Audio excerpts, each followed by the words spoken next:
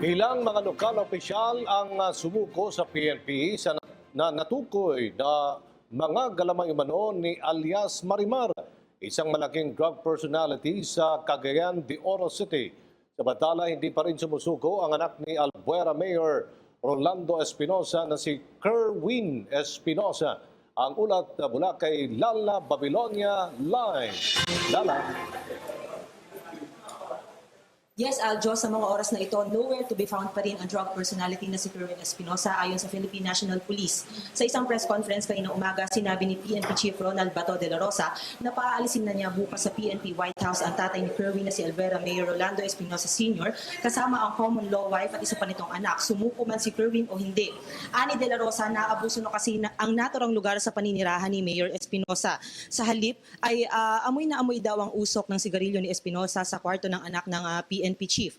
Ayon naman kay Police Superintendent Roel Ubusan ng Criminal Investigation and Detection Group o CIDG, nag-file na sila ng complaint laban sa mag-amang Espinosa sa Prosecutor's Office ng Albuera sa kasong possession of illegal firearms at trade of illegal drugs laban sa mag-ama.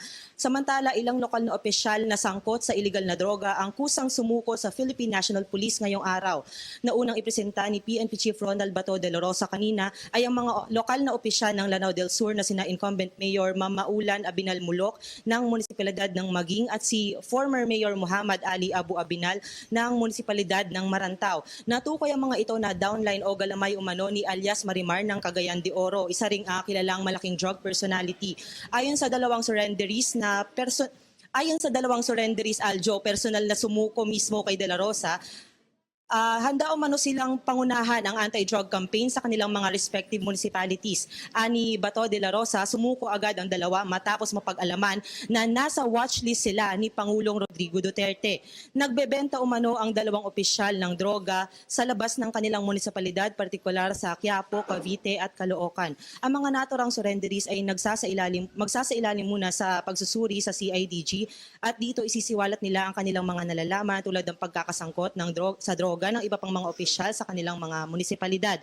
Ayon kay Police Chief Superintendent Roel Ubusan, wala umanong pinangahawakan ng pulisya sa ngayon upang i-detain ang dalawang alkalde ng Lanao del Sur.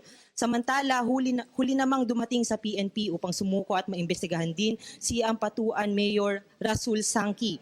Hindi na nahingian ng panayam ang naturang alkalde sapagat itinanggi ng escort nitong Maguindanao Police na ang naturang mayor na ang kasama niya.